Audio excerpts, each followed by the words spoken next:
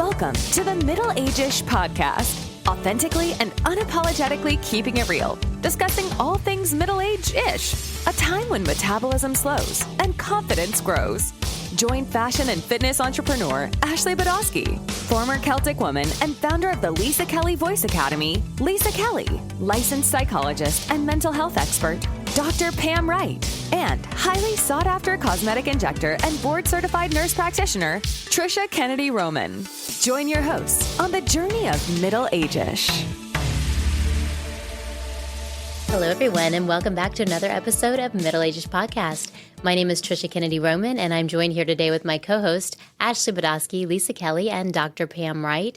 And we are really looking forward to this evening. It's going to be a great night because we get to be joined in just a little bit by Natalie Stavola. She is an award-winning actress, a filmmaker, and also has a background in psychology and is a life coach and dating coach for men. So this should be a really interesting conversation. She has a really diverse background. I think it's going to be a lot of fun. So much fun. This is totally the opposite way around. I know. Like a dating Like coach that, for men. Right. Like, that's kind of cool. I mean, and I do. Like, I think that's going to be something that our listeners want to hear about because we're looking at it, obviously, from a female perspective. Yeah. Right. But, yeah, to hear what guys. What men want. Right. I mean, I kind of feel like we kind of know sometimes what they want. They're a little However, easier. it would be like, it's going to be an interesting perspective. What was the weird? Remember the book like a long time ago? Was it The Rules or whatever? And they were like, "Oh, don't call after." Yes, some I've heard days and about all this that. book. Wait, was that not men are from? No, No. that's one too. But this one was more like these are the rules. There's an actual rules Like you have book, to call them after 2 dates, or you make them wait 48 hours to call them, that kind of thing. So I wonder if she's like got these rules that she I know. follows. And I heard like a millennial the other day talking on the radio, and he was saying, and she texts back, and she didn't even use an exclamation point. I was like, what? They don't even use Wait. words now with so texting. What do you mean? Apparently, though, there's like hidden things that if you use an exclamation Oh my point God. Well, in the that- text, it means more. Or if you do ... or don't say this, or don't say that. Like, I would be Okay, so that would lost. terrify me So because we've many all seen my rules. text messages and I love emojis. I know. Same. And Same. I love the exclamation point and the ... gifs. Yep. I love those. Wow. The I more mean, I- I do. It just makes my heart happy and I They make me giggle. happy, But too. So we Lord may be knows sending there's- a message that Lord, you don't even know. Lord knows there's no hidden message. I'm just making Exactly. myself happy and giggling Yeah. and thinking I'm super funny. That's amazing. You gotta be that's careful true. with your emojis. You might not know what you're sending. Yeah, This is I true. agree. But I'm an emoji person too. Same. I mean, I freaking love them. Like, I mean, I could send an entire text message just with emojis, and you would completely understand. And you would completely understand what I'm We're the saying, same, and you yes. would you would get the gist of my message. That's terrifying. Actually, I'm like so worried about what you've been sending. I mean, but Oh gosh, as a psychologist, people are probably like, "What does she want me to do?" Yeah, you're never going to send the eggplant emoji. Okay, now No. that one I don't do send that. know. Or donuts. Don't send donuts. It's only the With the smiley. eggplant. Yes. We only send mostly the smiley. I do the send a lot of smiley. hearts. Yeah, I do just heart, yeah. smiley. I do the angry face sometimes. I when do the just eye really rolling. when I I don't do the want- eye rolling Eye rolling on the is face me all when the line. time. when I All the don't time. want to say just what the Oh, yeah. I'll do that. No, I don't do the eggplant. I don't think I've done a donut. I send the poop emoji a lot to my family. Oh, yeah, I do that too. Yeah. Oh yeah, I Yeah, usually the- just say I send the shit. middle finger as well. I usually Yeah. just say the F word. I know my poor No, family, I'm my just poor like- mom. I mean, she really tried so hard. Poor mom, too. I mean, she really did try so hard to make. I know. Anyway, yeah. So I just usually kind of spell that stuff out. However, if I don't know the person well enough, then I'll send the poop emoji and the finger and see if they like respond back, bite. and then I can just be like, right. Okay, so what does an explanation point? I don't know. He mean? didn't say what it meant, but it sounded like I think they were talking about somebody had text and said, "Okay, see you then." It was like he was suggesting that she was ghosting him, and when he asked her, "Did she want to go for a drink?" she said, "Okay, see you then," but didn't put an exclamation point afterwards to kind of say that she was excited to do it. I was like, "This is so Okay, first of all, that's complicated. reading way too much I into would- Oh yeah, and we something. know like Yeah. how I hard know. it is to like how stupid it is to read into text. Okay, as so well. eggplant. That's the It's the male genitalia. male. Yeah. So if you send that, Don't send it. Don't send eggplants.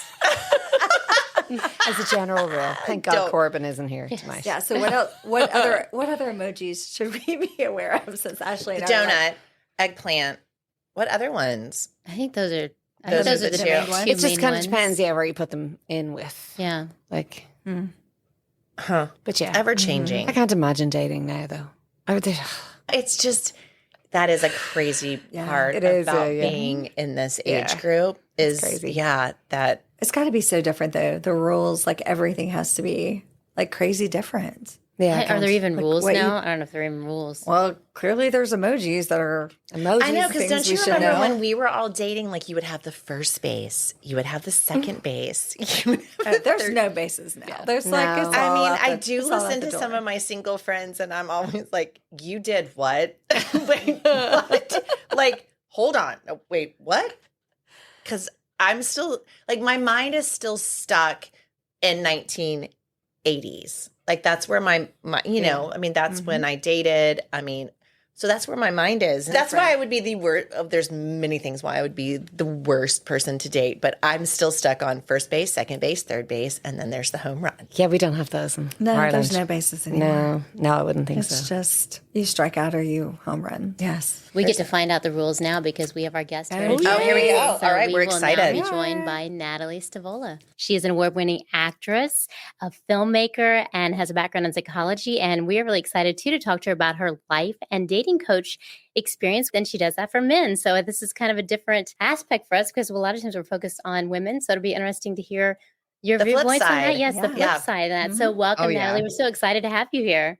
So excited to be here. Thank you guys for having me on today. That's a very impressive resume. It is. That's a lot of things. I know. I feel like I'm an underachiever. Yeah, no. One of my limiting beliefs that I'm breaking is that my worth is in what I do. And I sometimes you burn out when you overdo that. Yeah. Joy and happiness is really important. Sometimes overworking. Yeah. I think we learned that later on in years. Yeah. Well, what came first, the acting, the coaching? You know, I think it might have actually come together at the same time because both of them have a lot to do with each other. I grew up in a household where, you know, filmmaking, things like that weren't something that your parents really wanted to push you towards because, you know, they were scared that you wouldn't make money. Yeah. We all do that. So for me, actually, I kind of hid the fact that I was acting and I was doing like little things on the side when I was in college. But you know, there was a running joke that my whole family thought that I was going to be a surgeon actually and a doctor and that I was going to be a broke surgeon because I had such a bleeding heart. I was constantly helping others. The thing though is that I was always helping people at the detriment to myself. Yeah. And when I finally learned how to actually do the work, do the inner work, have boundaries is when all of a sudden, you know, I got to speak up, become an actor, be a filmmaker, jump into that. And at the same time, I was helping others doing that, started looking at counseling, and then wound up finding out about coaching and dating coaching and life coaching. And yeah, went down there. That's amazing. Yeah. And your focus is on men. Is that correct? It is, but I will say this. I'm helping the men and it helps us. Oh, yeah.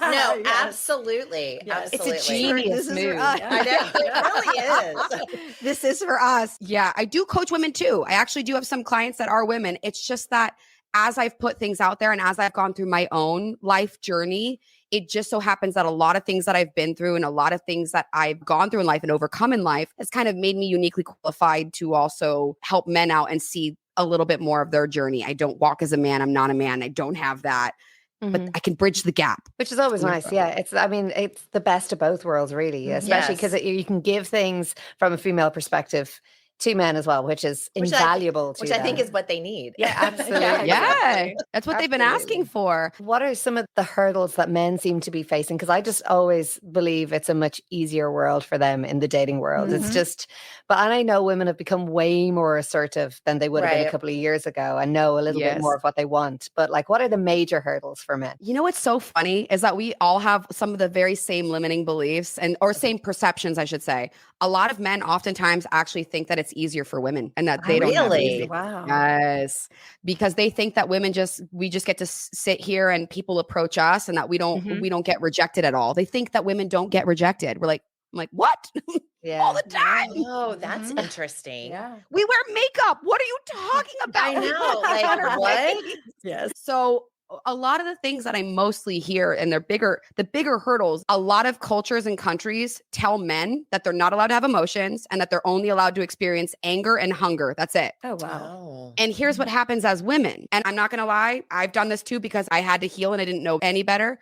I projected my perception and my pain from men onto good men. Yeah. Oh, yes. Oh, Yep. yeah. Right. Where I didn't realize too that, men have been taught to suppress their emotions. And then when they have tried to come out and actually speak on the fact that they are a human being, they have emotions.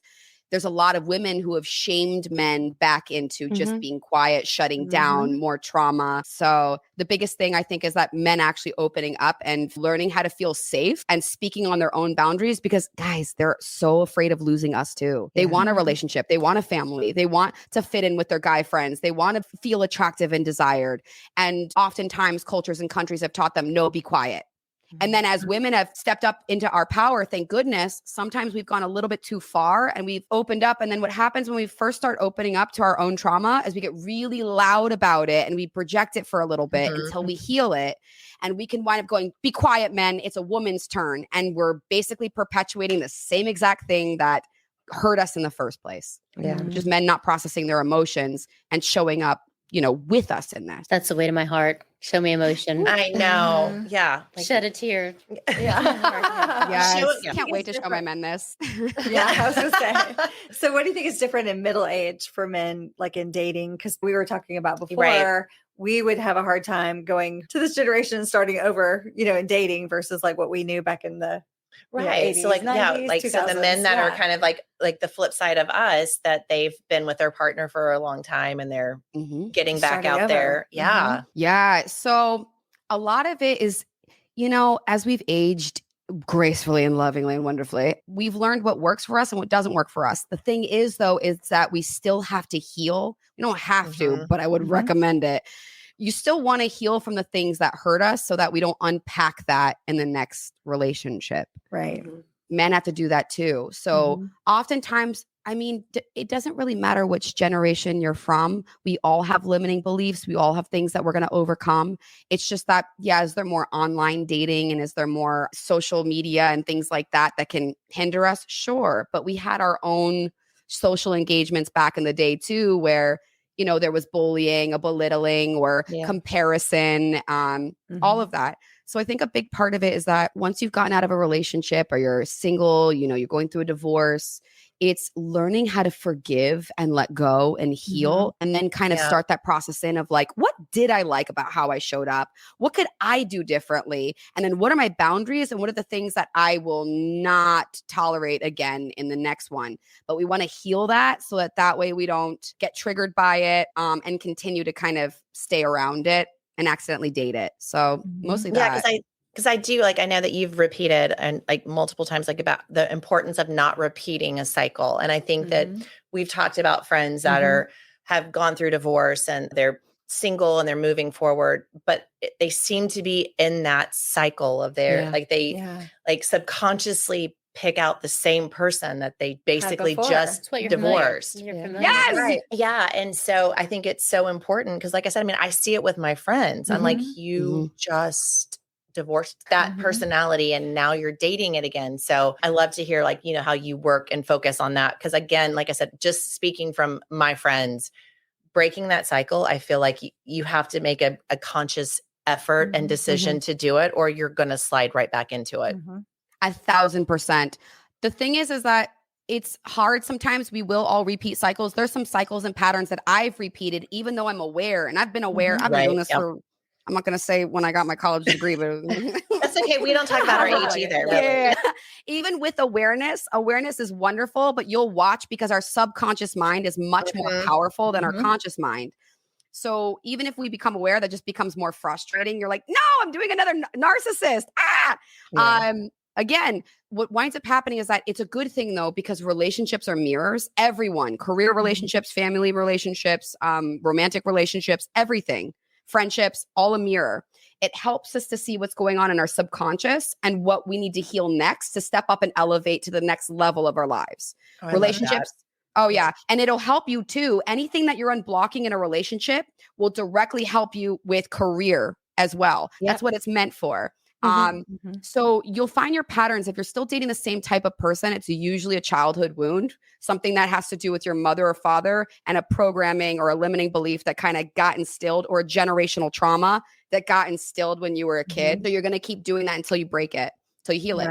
I'm a psychologist and I look at imago therapy. I mean, there's a lot of great therapies, but imago, like going back to past and looking at what happened with your family that makes you who you are today, and has like all these different opinions about people and men and dating or women and dating. And so it's just all these like patterns from the past, and you have to look at it.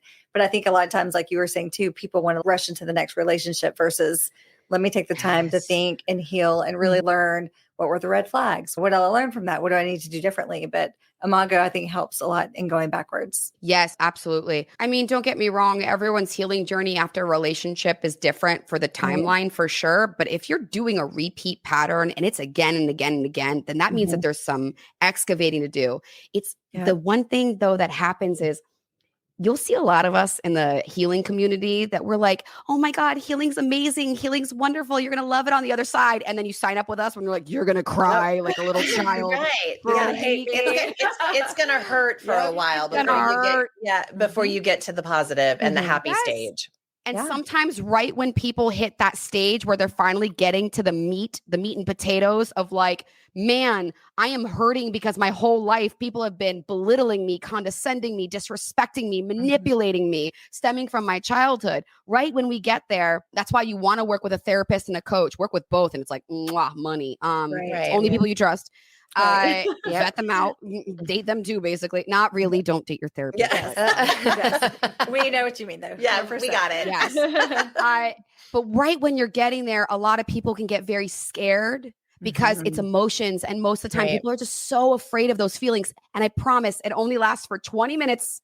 Like you'll feel some sadness and then it passes. And then it's like this weight off your shoulders. If anyone's struggling with like IBS or skin rashes or problems with their body shutting down, problems in their back or their neck, it's usually because your tension in your body, you're holding on to those things. Yeah.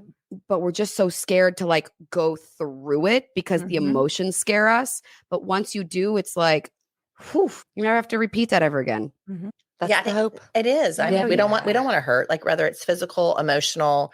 It's easier just to like skim over it and then just breeze through it. And so I think that that's super positive to like just reinforce that to get better, whether it is like you were talking about physical, you know, whether you, whatever's going on with your body or emotional, it hurts before it gets better.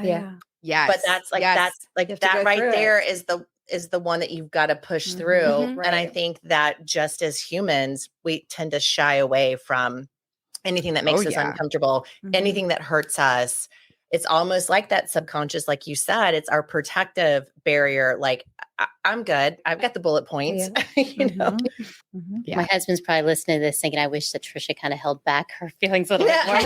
Opposite. I don't think that he if thinks I'm that sad, you're going to know it and I'm going to show it. And so I am one who expresses my emotions. And see, I'm just the opposite. I'm either happy or pissed. I feel like, you know, I need to continue to grow because again, I'm happy or pissed. Those are the emotions. But if you get me talking like where that little girl that, you know, that hurt or like that fear or whatever, oh my gosh. So like I'm still doing it at 51 where I'm like trying to bust down those walls. That's why I could talk about it because it is uncomfortable to open up that door because you're like, no, I'm so much better just being happy or pissed. A lot of times we're afraid that we'll get stuck there because what'll happen first is we'll push that down, which can cause so many problems in our body. And not only that, your partner wants to know what's going on and not mind read. And then what happens after we open up is the floodgates come out. And then we're like, what? And then you're like, how do I pull that back? How do I pull that back? What's just it's just the fastest way is through. And then you start learning how to process it and you start learning how to just feel it for a second and then be able to communicate it when you go back to like a homeostasis or like a neutral. So I'm Irish Italian. You're going to feel my emotions because I feel them. And then I'm going to be angry about them. And then I'm going to shut down. So we had some things to relearn growing up. Yeah. There was a quote in Sex and the City last night about Tony Danza was in it. And they were at an Italian restaurant and he was saying he's Irish Italian too. And he's saying basically that Italian is just Irish with better food. I was like, we'll see. We'll see about that. Yeah, they have a lot of similarities. I'll say the women that. are very similar. Oh my goodness. I goodness literally just gracious. had this conversation with somebody saying that Irish and Italian women are it's the exact same. The women are the head of the house, and that what we say passionate, fiery, but not very emotional. I would say. As I know it's a bit of a generalization, but it's not. It's very much like, you got to keep the face, just get through it. Don't talk about anything. Well, I think our family units kind of pass that down, because I know I'm third generation Italian, fifth generation like Irish, but like that's like when you're in those communities, especially when they came over in like the 1900s, you kind of passed on that generational familial type of structure where it was like women suppress in one, women out, shout out in the other. Both of them love food. The things that one could do with pasta is the other one could do with potatoes. You know what I mean? So true. We have a question. Either way, for we're you. eating. One of our listeners here, Natalie, wanted to know what your take is on the concept of rewriting your childhood narrative in order to make or find the narrative to live by as an adult. Oh, I love that. Oh, wow. That is a good one. That's wonderful. Now, I'm not sure on the words and the verbiage of like rewriting, because I think you call a spade. You know what I mean? Yeah, I think the first thing is we have a tendency in this culture to bypass a lot and go, you shouldn't think like that. You shouldn't look at your mother and father that way. And it's like we kind of gaslight ourselves when we do that. As opposed to there's no loss of love when you go, hey, some things happened in my childhood. Not okay with it. Yeah. Right. We can reframe it. We can reprogram it, and we can reparent it. One wonderful way to do that too is like you can do an exercise where, and I do recommend working with a therapist and a coach on this. You can walk back and go to that initial memory. Let's say that, for instance, one of your limiting beliefs that keeps leading you to toxic relationships is I'm not good enough, or I'm not pretty enough, something like that. Anything. I'm not good enough is a big one.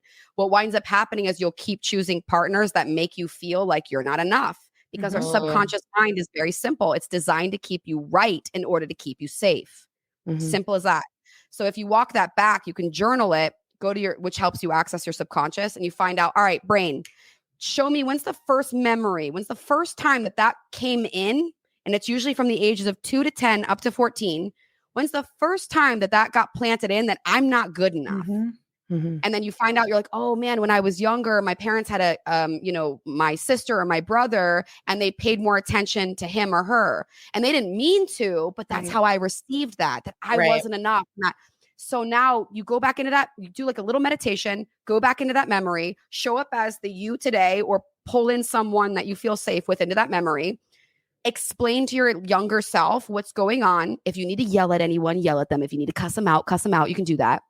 It doesn't change the memory, but what it does is it changes how you feel about the memory and how you interpret it. And like tell your younger self, like, yo, when we get older, oh my God, we have a car, we have a house, we got this. It'd be amazing. Yes. Oh, you are what, right? You yell at people and we don't yell, but you sometimes. Well, I do. Yeah. All right.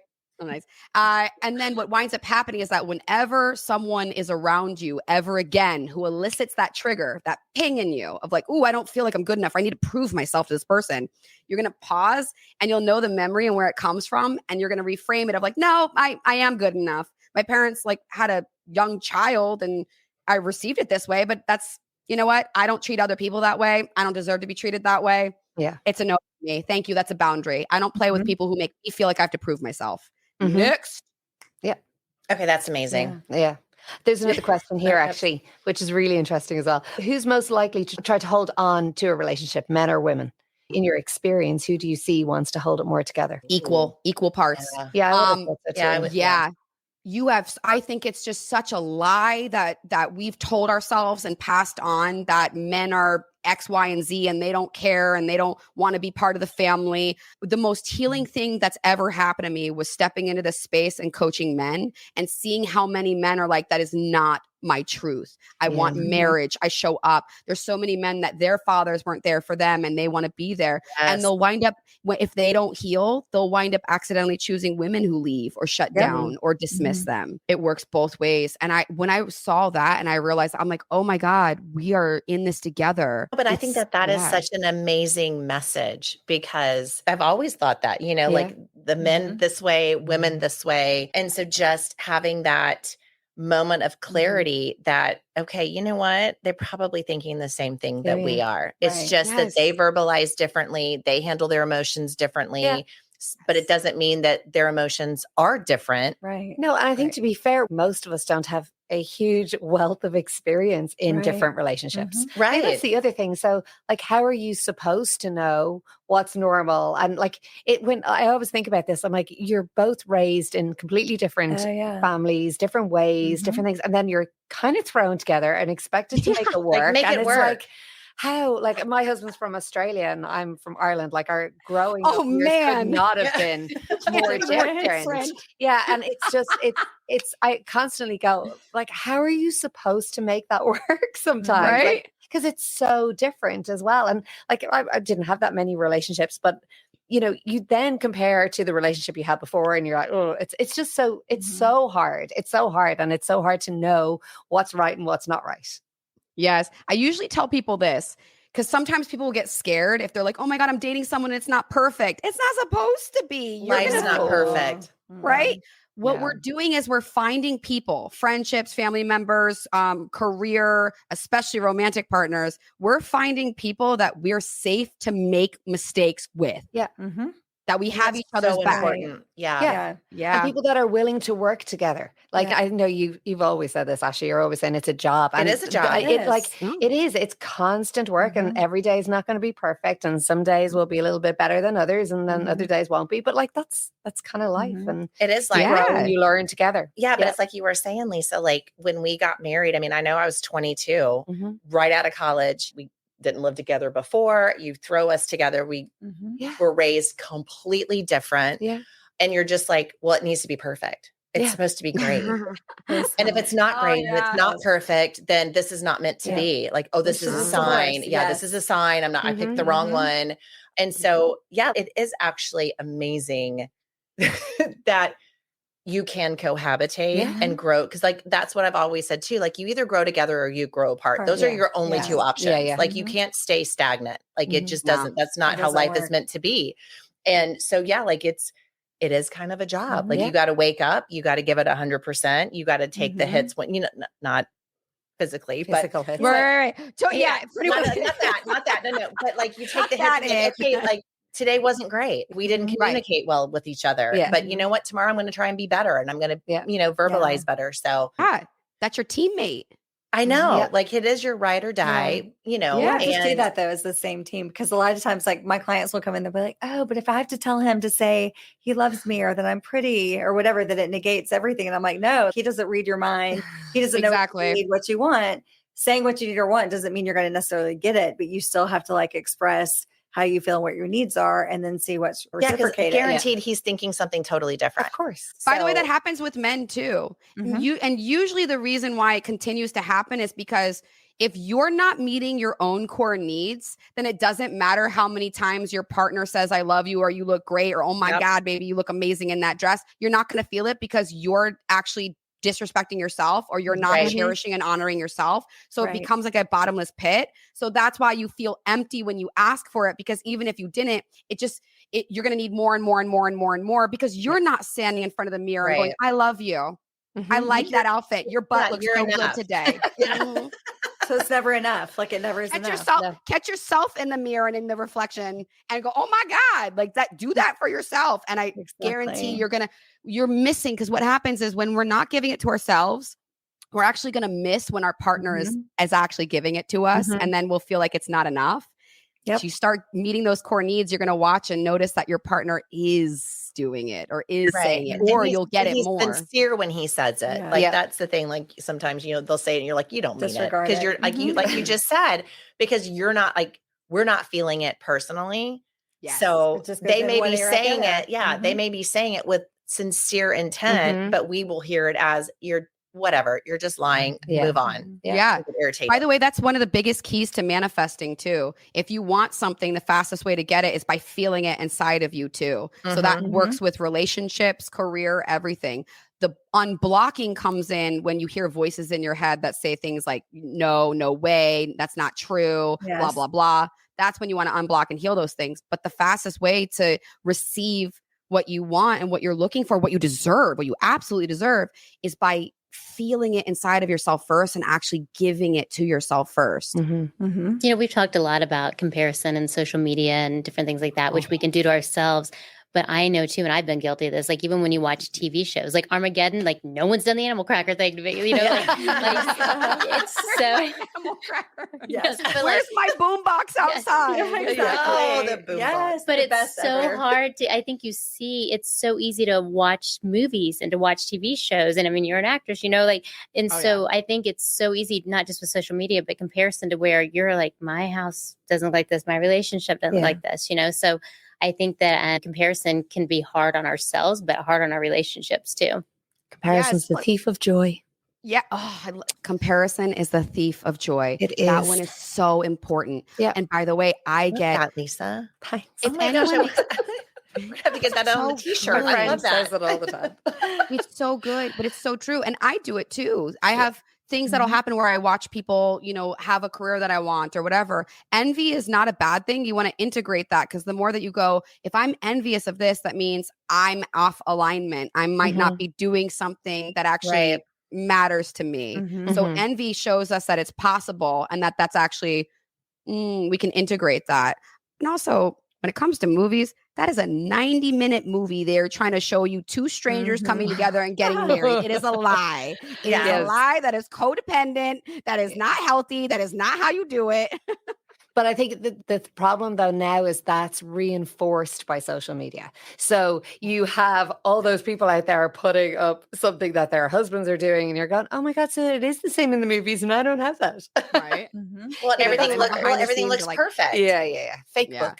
I mean, Yeah. yes. Fake Everything book. looks perfect, and that is just not life. Nope. Not at all. I've loved people who have kind of been more authentic. I follow a lot more people who are more authentic with things. And even I try to too. Like if I'm going through something, I'll try and heal from it a little bit first, so it's not spitting out any venom. But I'll be authentic on things like, hey, I'm not feeling the best. I've struggled with body dysmorphia and not feeling beautiful, and growing up feeling like a ugly duckling, and all kinds of things, or trauma or whatever. And so I really value when people, and not everyone has to do it, but I really value when I see people that are like, hey, I'm going to be honest, I have anxiety. Like, Right. Well, life me. is perfectly imperfect. That is like it. I mean, I love like that. if I you haven't take heard the that in a shade, while. if you take the shades off, I mean, it is like life is perfectly imperfect, and that's how it's supposed to be, because that's how you grow. In my opinion. That's one thing I love about this podcast, though, is that I think it's made us be kind of more open about, we're making things real, because a lot of people might be experiencing certain things, but they feel like it's just them. And I think that's one thing. I think we're all being a little bit more vulnerable, talking about issues we have, so that other people can hear those and think, well, I go through the same thing.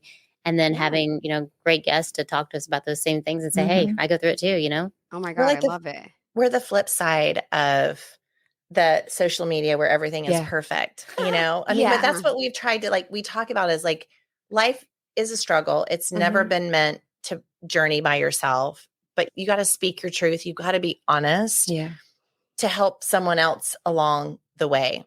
We talked about it all the time. It's a bridge. Yeah. You've got one on the other side of the bridge who's gone through it and is confident and is willing to step back and look across the bridge and pull somebody over it that is struggling. And I think we need more of that. Just like you were talking about, just being honest, being raw, because there are a lot of people who suffer in silence. Yeah. A lot. I've said this before too, that I love. And I think one of my clients got it tattooed on his arms one time. It's permanent now. Courage is not the absence of fear. It's moving forward in spite of and because of those fears. Yes. Correct. Yep.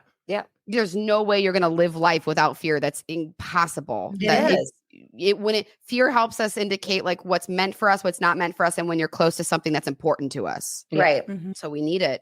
It also is you know what I mean? Stove hot. You kind of need to know when things are bad. When they're going to hurt you. You have those signals when it's actually going to hurt you in any way. So that you learn there's those boundaries, or oh, I can't touch that, or I can't do that. I'm going to get hurt, So I think, I think it's important. also too, what we were talking about with healing, the reason why healing with a little bit of the journey of it hurts, the main reason is that so that way when you get through it, you never go back there again. You don't forget. That's Yes. Exactly. Because if it didn't, you'd be like, la la la, look at this toxic person. I'm going to jump on him. Yeah, I can move right through it. It's not going to hurt me. I'm not going to have any pain. I'll be done good. this before. Yeah, it's fine. Yeah. Pain is an indicator of like, move, stop going there. Yeah. So that's why. So with being an actress and being in the public eye and in the entertainment industry, was it hard for you to be able to talk about your vulnerabilities and to not be fake about it? Was that hard for you, or did that come naturally to you? Yes, but my experience with it was a little interesting. I grew up without a filter. I did not know how to speak to people. I actually studied that in college because I would open my mouth and I would lose friends because I had no inflection or like joking. I was just so socially awkward. I wore thick glasses. My nose was always in a book. I skipped school because I was such a nerd. I had like a 3.9 weighted GPA. And I lived by an ocean when we moved from Connecticut to Florida. So I was like, I'm not going. Like, I'm going to go to the ocean. Life is beautiful by the sea. And I had a great GP. So it was like I could argue my way out of anything. So I was just very socially awkward. And when I did speak, it just was unfiltered. I learned how to, be quick-witted because I was around people that like, if you weren't or if you cried, we laughed harder. So what wound up happening for me, luckily, was learning how to love the fact that I had no filter. And it was difficult at times. And it still sometimes is. But there's been times where like, yes, because even as an actor putting yourself out there or anything to show up in any space and be like, I'm not perfect. It's been a beautiful thing where I've gotten to kind of go, you know what? Sometimes I say things and I put my foot in my mouth and that's okay. Because I know I can say I'm sorry today. Right. And sometimes I'm going to post things and damn, that might've come from a trauma or I maybe was a little unhealed on that one. Okay, tomorrow I'll do a little better. But it's authentic and you can adjust, you can learn, you can grow. And for me, it's mostly been about learning to stop shaming and shaming myself and shaming others and just kind of pausing a little bit more and going, what do I want to share? How am I feeling in this moment? Do I need to process it first and then do it? But absolutely. I mean, it's still something I battle with today. Before I post things, I have a coach. I have my own coaches and my own therapist. Sometimes I'll screenshot my stuff and I'll send it to them because I question myself. Right. And I have a team that helps me with going, you're okay, Natalie, you're safe. Because I didn't grow up with safety. I didn't grow up with learning what I could do or couldn't do. And there was a lot of bullying and there was trauma and there was this and that. So sometimes that little girl comes out and it's not sure if I'm safe to be vulnerable. One of my biggest fears was that like, if I expose myself and I'm vulnerable, then I'll get attacked and that I could put my family in jeopardy. And it would cause me to hide, not post online, not even tell people when I had a movie coming out. A lot of people online didn't even know I was an actress. And I have like films that you can see on like Amazon. I would be on a TV show and people would be like, why am I seeing you on Burn Notice? And you didn't tell me. I was like, Right. I was hiding because my limiting belief, my trauma that turned into a limiting belief was I'm not safe. So what I did was I isolated, I pulled back and I didn't share myself with you. And that's not fair. That's not fair to the people that love me. And so it was finding that balance of being here, feeling safe to share this vulnerability and finding out my boundaries of who and to whom I share those vulnerabilities with and when and how. So still an ongoing thing that I get to grow in every day. But that's the gift of it. Yeah, and I think it's really important that you choose who you share your vulnerabilities keep with. your boundaries. Too. I mean, But it's your growth and that you are growing and that you actually see and recognize your boundaries. Like I think that's also, like you said, that's so important. You have to have them. You do, and in whatever case, but just knowing about it and stepping foot each and every day to make that next day a little bit better and learn a little bit more. I think it's amazing. It's funny, the different personalities. Like, when you talk about being unfiltered and Ashley talks about being unfiltered, you definitely know what she's thinking. I envy that. I love that because with me, I'm always saying, okay, is this the right thing to say? I'll read this and reread it again. I would love to. I wish I was less filtered. I want to remove my filters. I think it's great to be unfiltered. Yeah. Sometimes I got both in me where I'm like, I just said that thing Yeah. I was like trying to edit in my both. brain, but you got to own it now. That's Yeah. out I there. know. You're kind of always like, I'm always like, oh crap, I shouldn't Like, have said that. questioning yourself. I know. Yeah, no, I definitely have both as well. But it was only in my 40s that I started to build boundaries. I don't think I ever did that before. And it was only really when I got into my 40s and I started to get a bit comfortable and go, no, it was okay. I actually don't have to tell everybody everything about me. I don't have to. Right. And it's not that you're not authentic. It's just choosing who to be authentic with. The beauty of life is that you got to learn about the boundaries. Who do you know? trust? Like, right. Because I don't know if I learned that when I was in my 20s, if it would mean as much to me as it does now. Oh, no. Yeah. Because it takes on a whole different meaning. Well, because everybody's been hurt by now. Like, we've all been hurt by somebody. So we're like, I'm doing the boundaries. What irritated or pissed me off in my 20s, now I'm like, are you kidding me? Yeah. Like, whatever, move on. Yeah. And now, like, when I get hurt, like you were talking about, like, I do know that it matters. And now I can talk about it where what could have hurt me way back when is ridiculous. Yeah, like, oh, I'm sorry. Did you like look at me wrong? Yeah. And now it's, I did that. yeah, it's like more substantial. It's like, no, actually, Core things. yeah, that is bad. And we are going to talk about it. So I do think that is one of the beauties of getting older. Yes. Oh, such a good part. I mean, even for me, like when I was aware of some boundaries, I just skipped right over them a few more times too. That got, that just gets real fun. Yeah. I'm watching as this is not a good idea. And I'm doing But it. I'm doing we're it. about to have a lesson And here. I'm going to go all in for something that is not a good idea. And you always regret it. You always look back and you're like, why did I let that boundary down? Why did I? Yeah. I know. Yes. But you knew you were doing it at the time. Yeah. Yeah. Or is that just my life? No. Yeah, I did. There were times I did, and I wouldn't have learned the things that I needed to in order to be the artist So I am, true. or the filmmaker I am, or the coach that I am without going through those things. It just wouldn't have, because I'll hear it in coaching every day where I'm like, oh yeah, I did that twice on a Tuesday. Yeah, you'll be fine. Do this and this. Call me tomorrow. You'll be good. You know, because it's that we go through things, and then our experience, strength, and hope helps another person feel like they're not alone. Yes. Yeah. Well, you can't be in a relationship though without being vulnerable. It's just like figuring out how you let that vulnerability out, and to whom, like who are you going to like trust with those things? Yeah.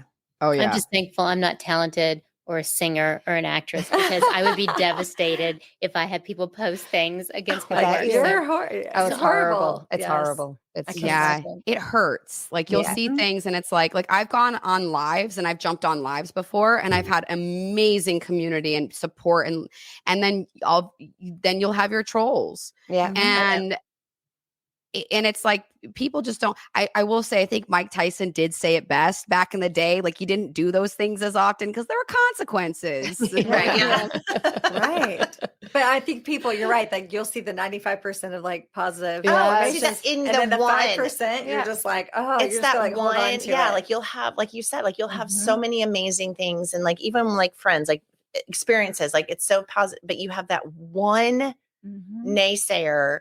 Yes. And it's like, why is that in our subconscious that's the nugget that sticks? It's the negative that you want to turn around. Like, you want to be someone who you can like, oh no, you see that I'm like nice and I'm great and whatever. Yes. I know. There's like, usually an insecurity there though. Yeah. Is the reason why. Right. Yeah. Like, there's a healing, because if it wasn't already a seed planted from like childhood or something that you went through that you're still healing on, it wouldn't bother you. You would be like, oh my God, this is nothing. But when it's something that like one time, being authentic for me is really important, and just kind of, owning that. One time I was on a live and someone was like, can anyone see that? I had a troll. Someone was like, can't anyone see that she's so fake and inauthentic? And I was like, I felt some type of way about it. And I realized it came from way before him. And so it was an opportunity for me to just feel it afterwards. I actually spoke on it during the live, and I had a lot of people that, got to show up in it. And then I just sat with it afterwards, and I was like, is that my truth? Have there been times where I've been inauthentic or had to be a chameleon? Yeah. Yeah. Okay. Can I honor that side of me too? That we all get to be chameleons sometimes. Yeah. Right. So it was like this beautiful thing that was like, I have a trigger here. I have a wound here. So what can I do about it to kind of nurture that wound and reframe it? yeah, and then that way, next time someone comes on and says something like that, I'm usually just going to Ignore. you're seeing their wounds projected. Right. Yeah. Right. The only time I ever clapped back at a troll online. It was the most ridiculous thing. I had just moved here and I just had my son, and I was the what do you call the person who's in charge of a parade here? Not the Grand mascot, Marshal. Grand Grand Marshal. Marshal. Yeah. I was a Grand Marshal. Yeah, for the parade in Peachtree City. I was so excited, and I got a red dress and everything. Everything was great, and there was a picture of me. And this man, he just posted on a gun. She's obviously enjoying way too much of that Southern food. And it was just like red rag to a bull. And I was okay with it. I just had a baby. And I was like, but it always hurts. Anyway, but that was fine. So I decided, firstly, I'd look at his profile picture, which was disgusting, by the way. No. But that was neither here nor there. So I clapped back at him, this really nice like text going, it's okay for like, you shouldn't say things like that, because what if you got somebody who wasn't as confident as I am? And it's just not like, I tried my best to be like very nice, but to the point. Educate. And he responded back on, I can't believe you responded. Michelle Obama didn't respond to what I said it to her. Oh my gosh. So that's just what he does. Time. It was just what he did. Wow. Yeah. He was just, I'm like, oh my Talk about God, issues. what a waste I of was my like, time. But how honey, miserable must you I was like, be that's if a you go sad on to Oh, do his that to profile people? picture. He's like Yes. sitting there with no shirt on, with his belly Yes. hanging over But that's his why it's pants. like, and a Oh can of my beer. God. So That's why the epitome of projecting. Oh, Yeah. There's why just- did I bother? There's This just was some stupid. nasty, nasty Oh, humans. people can be so It's so mean, nasty. but it's so easy to be mean on Oh. like a mode like that, where Yeah, it's yeah. like, I could just like text you and Yeah, say What is it? whatever. The like, keyboard yes. warriors. Yes. Yeah. Yes. They're. Oh yeah. They're the Yeah. worst. I've done it. I've definitely clapped back in my DMs. Oh, yeah.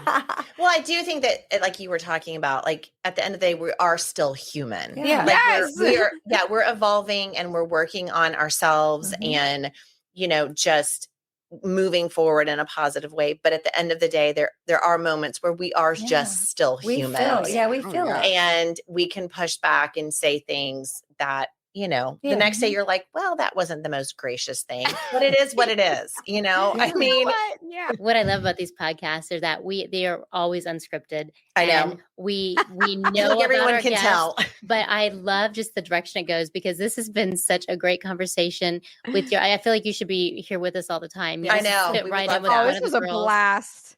I didn't But- know what to expect, but you guys are absolutely amazing. This is a blast. I love it because we've just, it's true. It's all real. It's all about being Yeah. real. It's all about trying to find confidence. It's all about strengthening ourselves, becoming Being stronger, better. being better, Yeah. and just communication. And so it's just, I just love the direction these all, because we never know which direction they're Yep. going to go. I know it is funny because we've had a couple, wanted to like kind of get the script. We're like, there is no script. Like, Yeah. wait, what? I'm like, Trisha's always like, no, there's no script. It just goes where it goes. Because you have such a Yeah. dynamic background, and you're an Mhm. actress, you're a filmmaker, you're a life coach, a dating coach, but really you're real. You're a human. person, you're human and have life experiences. And so I think that's the greatest thing to learn from, is just talking to the real you. Mhm. Yeah. Yes. Thank you for exactly. sharing. Yeah, we appreciate it. Yes, Thank you you've been so much. awesome. Thank you for the questions and everyone that asked those questions too. Like I love this. I do love showing up and just seeing like, hey, I'm here and I'm present and I'm just down to see what happens. And that comes with like also just learning how to trust yourself a little more too. And again, foot and mouth, that happens. But Oh, yeah. yeah, Hi, my name is Ashley. When we put out this podcast, I'm definitely going to put your link there for your Mhm. website, because I Yes. think you would be just amazing to talk with. You were great to talk with tonight. So we really appreciate your time. It's Yeah. been a Thank great you for time. thank you for what you do and being you. Mhm. Thank you. Thank you guys so much. Thank you. Appreciate you. it. Take Thank care. you. Have a All good right. night. Thanks so much. She was super cool. Mhm. Yes, She's absolutely. awesome. Yeah. I No, love that I felt she's like- authentic and Yeah. she's real. I know. I felt her energy like literally came through. Mm-hmm. I feel like she's just one of us, just sitting talking about, Yeah. just Right. life and your feelings. And Being genuine. Mhm. I do. I think her energy is amazing. Yeah. I just think the more people that find their true self, like even when you struggle, because that's part of it. Mhm. But her whole theory of just being authentic, working through the trauma, figuring out what the trauma is, because we all Yeah. have reasons why we react or we do certain things, even yeah. at this age. Yeah. Well, and- you have to be vulnerable and then have boundaries. So there's like Right. there's both, and you have to figure out who can I And be vulnerable with acknowledge, and who do I need like boundaries with. acknowledge what those Right. triggers, because sometimes people think trauma means something horrific. And it does sometimes, like, absolutely. But trauma can be many different things. And I think that that's one of the like really good things that I'm learning is that it doesn't have to be something like what we associate that word with, but it is what happens that has made us who we are and what triggers us and how we need to fix that or work on it. So I love the ones that we get to talk to that are just raw and everything looks amazing on the outside, but they're like, like this everyone has their own stuff. Right. Yeah. I think it's encouraging. Well, here's to being real and being better. I know. Here's to being authentic and taking this journey together. Cheers. Thank you for joining the ladies of the Middle Age-ish podcast as they journey through the ups and downs of this not young, but definitely not old season of life. To hear past episodes or make suggestions for future episodes, visit www.middleageish.com.